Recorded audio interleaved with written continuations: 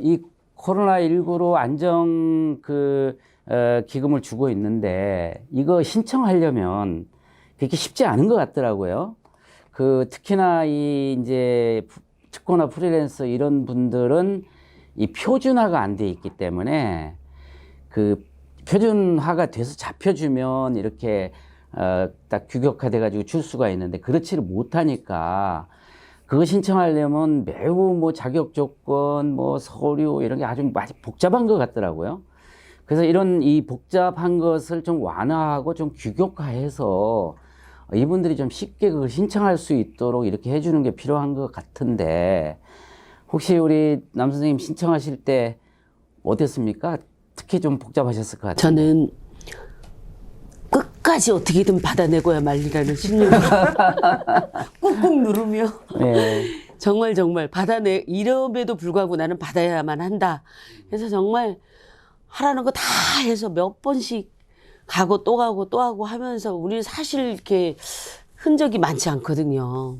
사업적으로 하는 거는 흔적이 되죠. 뭐 세금 계산서나 이런 것들이. 근데 일반적으로 가서 MC 보고 뭐 어디 복지관 가서 잠깐 진짜 현금으로 15만 원, 20만 원도 받고 구청 어디를 가서도 뭐 잠깐 끊고 오는 거는 될 수 있으나 전국적으로 일어나고 있는 일들에 대해서는 할 방법이 없거든요. 그리고 또 이렇게 걸려 있는 거에 어떤 거를 더 해야 더 받을 수 있는 것도 생각도 해야 되고. 그래서 정말 무척 한 3일을 고생하면서 어떻게든 했습니다. 근데 한 번 하니까 그 다음에는 좀 편한 것 같더라고요. 그 다음부터는 이렇게 그런 일들을 반복하지 않아도 돼서 한 번 정말 3일은 삭히면서 했습니다. 그게 이제 1차 지원할 때 신청된 분들은 그 다음 2차나 3차는 좀 쉬워져요. 그런데 이제 1차 지원금, 2차 지원금 내가 대상이 되는지 안 되는지 몰라서 못 받은 분들이 3차에 지원해서 받는 경우도 생기고 이러더라고요. 그러니까 3차에 지원을 하면은 1차, 2차에 못 받은 것만큼은 아니어도 이제 조금 더 주고 이렇게 정부에서 지금 정책을 하고 있는 것 같더라고요.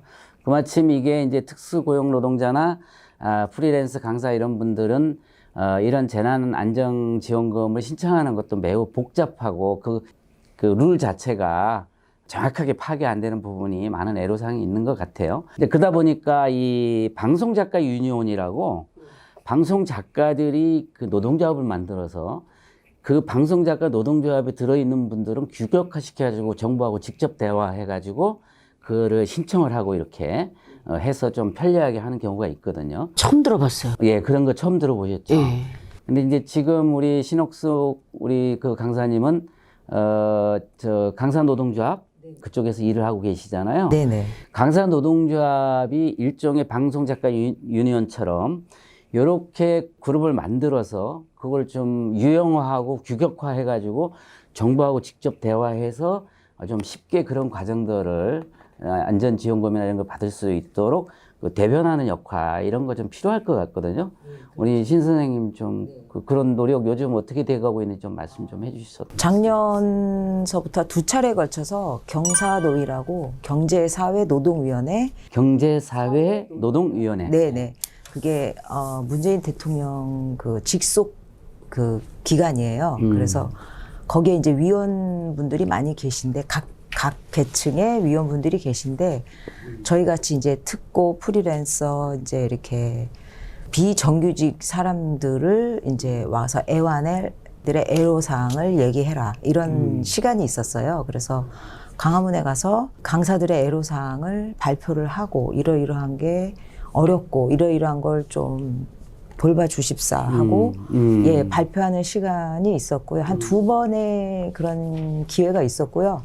또 충분히 전달도 잘 된 것 같고 그래서 이제 정부 차원에서도 일단은 저희들 같이 프리랜서 강사들은 어떤 이런 지자체에서 조례만 고칠 게 아니고 상위법에서도 어느 정도 좀 힘을 실어 주셔야지 각 지자체에서도 조례 개정을 하면서 좀 수정 보완할 수 있는 부분이 있거든요. 근데 지금 경사노위에서도 도와주려고 하시고 귀담아 자꾸 듣고 자꾸 반영하려고 하시고 그러기 때문에 지자체에서도 많은 또 도움을 같이 상하로 같이 주셔서 조짐이 아주 좋습니다. 네. 네. 그 코로나 위기가 가지고 온 우리 사회의 고용 안정과 또 사각지대 이런 부분들이 코로나 때문에 많이 사실은 드러나게 된 거거든요. 과거에 우리가 그냥 무심코 살았던 건데, 그래서 이 코로나 위기라는 것은 결국 우리가 앞으로 그 우리 사회가 안정적으로 고용이 보장되고 또 그런 특고나 프리랜서 이런 분들이 이 사각지대를 해결하는 그런 과제를 남긴 것 같아요. 그 중에서도 지금 뭐 경사노위도 말씀하셨고 고용노동부나 이런 데서도 이 강사나 프리랜서 특고 노동자에 대한 대책을 세우기 위해서 많은 노력을 하고 있는데 아직은 제도적으로 그런 게 많이 갖춰져 있지 않아서 한계가 있는 건 사실이거든요. 이제 그러다 보니까 나오는 문제가 이 포스트 코로나 시대의 전 국민 고용보험 얘기가 나오고 있습니다. 이 고용보험이라는 것이 사실은 고용과 관련된 그 사회적 안전장치인데 그런 안정장치인 고용보험에 가입돼 있는 그 숫자를 보면 우리나라 전체 취업자 한 2,700만 명 중에 절반 한 55% 정도가 가입이 돼 있어요. 1,500만 명 정도. 나머지는 미가입 상태가 한 378만 명. 요게 13.8%고 그 다음에 가입을 하고 싶어도 법이 따라주지 않기 때문에 가입을 못하는 그런 분들이 약 868만 명, 31%나 됩니다. 지금 이제 고용보험에 가입하지 못하는 분들이 이제 지금 여기 와 계신 두 분과 같은 그런 분들이거든요. 프리랜서, 뭐 특수고용 노동자, 뭐 이런 분들인데, 고용보험에 가입이 되지 않게 되면 실업이 되더라도 실업수당을 못 받는 문제가 생기는 거고, 이런 코로나와 같은 위기 속에서는 보장을 받을 수가 없는 거거든요. 이제 그런 문제 때문에 지금 전국민 고용보험이 화두가 되고 있습니다. 이런 문제에 대해서 좀 이 법적인 사각지대도 해결하고 또 사회 안전망 자체인 고용보험을 좀 더 포괄적으로 이렇게 확대해 나가야 된다. 이러한 이제 이야기들이 드디어 나오기 시작했습니다. 특히나 이제 강사나 프리랜서는 그것이 더욱 필요할 텐데요. 그 부분에 대한 아마 생각 이 강사 노동조합에서도 가지고 계신 것 같아요. 그 부분 우리 신 선생님 좀 말씀해 주셨으면 좋겠어요. 네네. 전국민 고용보험은 요즘 CF로도 엄정화 씨가 나와서 노래 부르면서 전국민 고용보험 뭐 이렇게 홍보를 많이 하던데. 엄정화? 네네. 그래요? 네. 안 저는 봐봤는데. 관심 있게 봤죠. 네네네. 네. 전국민 고용보험이 사실상 되면 얼마나 좋겠어요. 근데 저희 같이 이런 강사들은 어디 한 군데 소속되지가 않고 자유롭게 여기저기 다니면서 강의를 하다 보니까 소속된 곳이 없고 고용보험을 받을 수도 없고 거기에 앞서서 저희가 강사로 인정을 못 받고 자원봉사자라는 타이틀을 항상 달고 있습니다.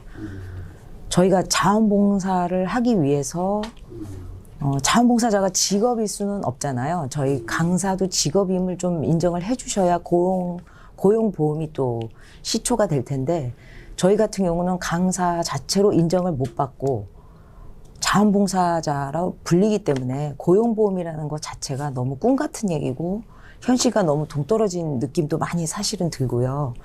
또 이번 같은 코로나 사태에 있어서도 굉장히 불안정한 직업인데 그렇지 않아도 불안정한 직업에 자원봉사자라는 이름으로 씌워져 있는데 가뜩이나 우리가 고용보험이 될까? 이게 우리한테 현실이 될까? 이렇게 생각하시는 분들이 굉장히 많죠.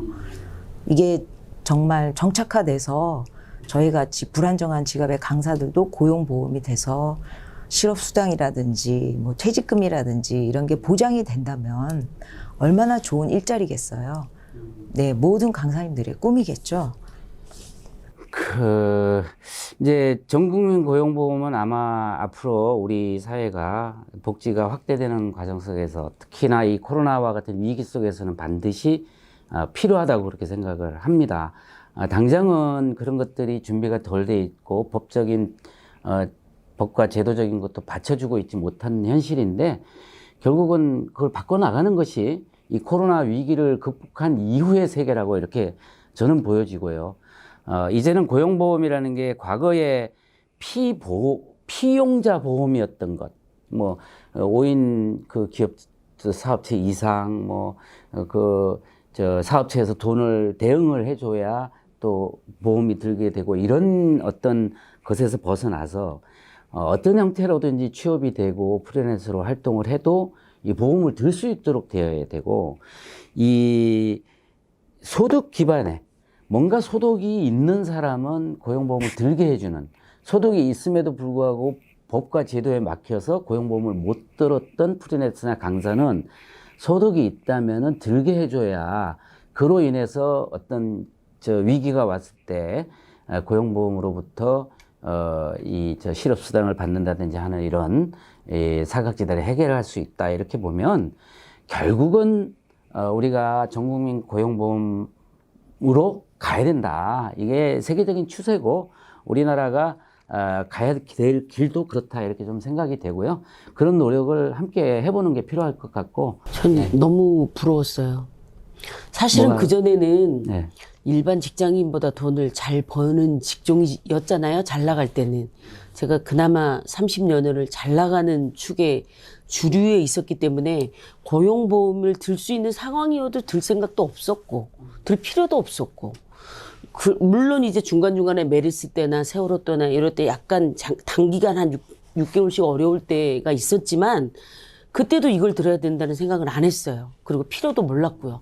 잠깐 참으면 되지. 내 벌이가 있었으니까 잠깐 참았다가 다시 또 벌면 되지 했는데, 요번에 똑같이 어려운데 어떤 사람들은 실업수당으로 이렇게 쉬고 있는 모습을 보니까 그분들이 그 100만 원, 막 150만 원 이렇게 받는데 너무 부럽더라고요. 아, 이게 정말 필요한 거였구나. 이게 정말 내가 이런, 솔직하게 얘기하면 작은 돈에 이렇게 연연할 줄을 몰랐는데 이 작은 돈에 이렇게 큰 삶의 질이 달라지는구나. 이걸 보고 저는 이제 다시 좋아지더라도 무슨 수를 써서라도 저는 고용보험에 들어갈 거예요. 무슨 수를 정말 써서라도 그 상황의 여건을 맞춰서 다시 또 이런 일이 없으리라는 법이 없기 때문에 이제 안전장치를 저는 해야 되겠어요. 100만 원이든 50만 원이든 받아야 되겠어요. 그래서 저는 굉장히 중요한 부분이에요. 예, 사회적인 안전장치, 사회보장제도, 그게 이제 고용보험인데, 고용보험을 들 수 있음에도 불구하고 들지 않는 게 아까 제가 말씀드린 것처럼 약 한 14%가 되거든요. 거기에 해당되셨던 건데, 앞으로 고용보험이라는 게 서로가 이렇게 사회가 보장해지는 제도니까 그것은 충분히 들 수 있을 땐 들어야 된다고 보고, 다만 이제 우리 신 선생님처럼 강사나 프리랜서들이 고용보험에 아예 법적으로 들지 못하는 게 한 35% 되거든요.